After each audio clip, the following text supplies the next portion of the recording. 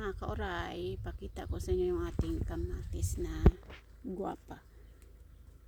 Tinawag ko to siya na higanti kasi tangkad-tangkad niyan, laki ng kanyang puno. Aabot na sa taas yung kanyang mga kabungahan, oh. Ayan, oh. Dami niyang bunga.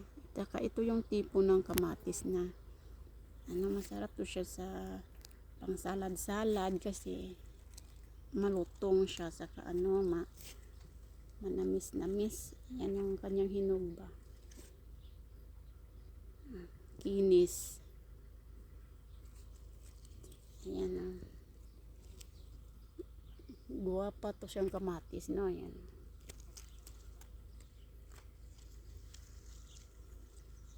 Saka ito yung kanyang mga hinog na to. Ay, kukunin ko na ito mamaya yung hinog. Marami pa to sa taas yung mga green pa, pero nag-abot na talaga sa putok-putok ang kanyang bunga.